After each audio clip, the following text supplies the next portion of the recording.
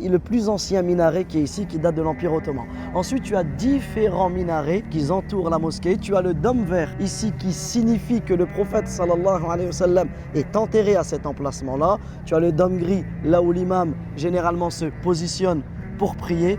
Donc ici, lorsque tu arrives à Médine, l'une des premières choses à faire, c'est de visiter la tombe du prophète sallallahu alayhi wa sallam. Mais avant d'y aller, j'aimerais te parler de cela. Regarde, qu'est-ce que c'est que ce panneau? En fait, ça c'est un panneau qui nous met la frontière qu'on ne doit pas dépasser pour prier derrière l'imam. Exactement, puisqu'en fait l'imam il prie à cette limite-là. On ne prie pas devant, mais on prie derrière l'imam.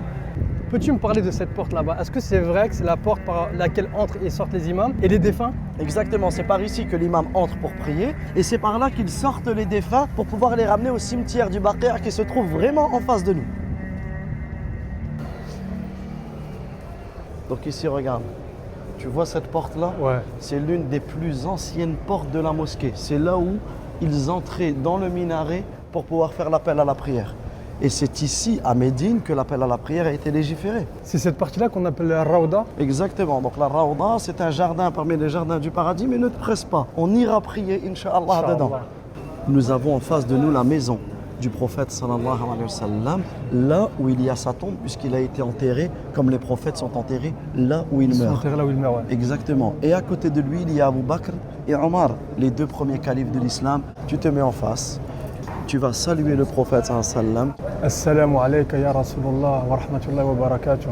Donc ensuite tu arrives au niveau d'Abu Bakr. Assalamu alayka ya Abu Bakr. Et tu te mets un petit pas vers la droite. Assalamu alayka ya Omar.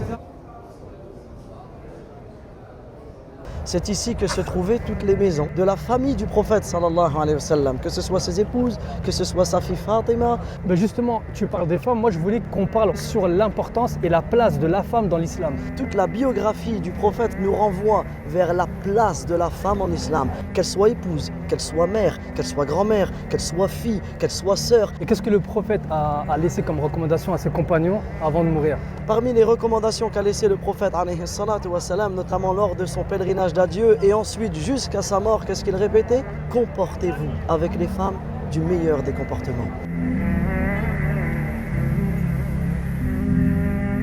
Donc là, nous nous dirigeons, nous allons entrer dans quelques instants dans le cimetière du Baqi', le cimetière où le prophète sallallahu alayhi wa sallam enterrait ses compagnons.